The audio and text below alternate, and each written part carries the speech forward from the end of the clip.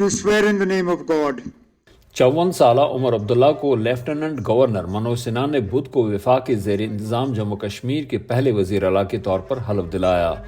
उनके साथ national conference में उनके साथी सुरेंद्र चौधरी को नायब वज़ीर आला के ओहदे का हलफ दिलाया गया। उमर अब्दुल्ला 2008 से 2014 तक भी जम्मू कश्मीर के वज़ीर आला रहे हैं, लेकिन तब जम्मू कश्मीर एक बाइख्तियार रियासत थी।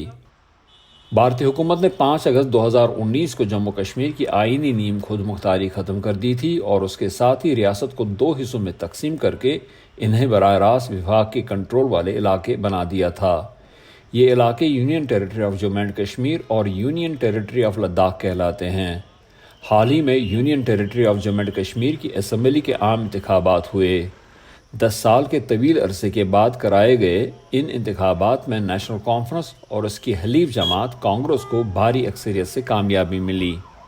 लेकिन मैंने कहा था कि जम्मू को हम इस बात का एहसास होने नहीं देंगे कि उनकी आवाज़ इस हुकूमत में नहीं है या उनके नुमाइंदे नहीं हैं। मैंने डिप्टी सीएम बनाया ताकि जम्मू को ये लगे कि ये उतनी उनकी हुकूमत है जितनी बाकियों की, और आगे भी यही कोशिश रहेगी, मिल के चले। वाज़ेह रहे हालिया असम्बली इंतखाबात में जम्मू की 43 में से 29 नशस्तों पर वज़ीर आज़म नरेंद्र मोदी की हिंदू कौम परस्त भारतीय जनता पार्टी को कामयाबी मिली थी, जबकि ये मुस्लिम अक्सरियती वादी कश्मीर में कोई भी नशस्त हासिल करने में कामयाब नहीं हो सकी। नई हुकूमत में शामिल काबीना दर्जे के 3 वज़रा का ताल्लुक वादी कश्मीर और 3 का हिंदू अक्सरियती जम्मू खत्ते से है।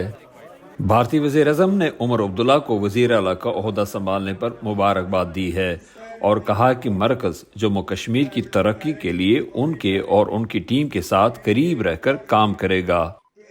ताहम कांग्रेस पार्टी उमर अब्दुल्ला हुकूमत में शामिल नहीं हुई है। इसका कहना है कि वह हुकूमत की तायद व हिमायत ज़रूर करती है, लेकिन जब तक जम्मू कश्मीर की रियासती हैसियत बहाल नहीं होती है वो इसमें शामिल नहीं होगी।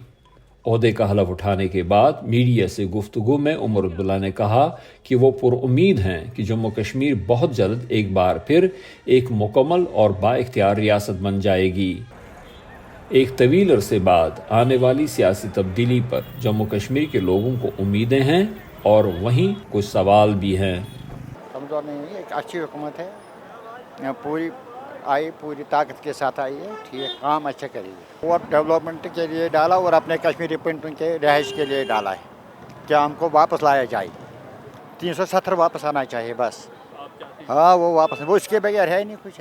ज़ाहिर है लोगों को बहुत उम्मीदें हैं कि 10 साल बाद इलेक्शन हुए हैं तो वो काफ़ी उम्मीदें हैं इस सरकार से। इस वक्त जम्मू कश्मीर एक मरकज़ी ज़ेर इंतज़ाम इलाका है और किसी भी मरकज़ी ज़ेर इंतज़ाम इलाके में जो इख्तियारात है बेशतर उमूर जो है वो LG के मातहत होते हैं। तो ऐसे में जो यहाँ का वज़ीर आला होगा एक किसी भी यूनिट, चाहे मैं सिर्फ जम्मू कश्मीर की बात नहीं कर रहा हूँ, किसी भी मरकज़ी ज़ेर इंतज़ाम इलाके का जो वज़ीर आला होता है उसके इख्तियारात महदूद होते हैं।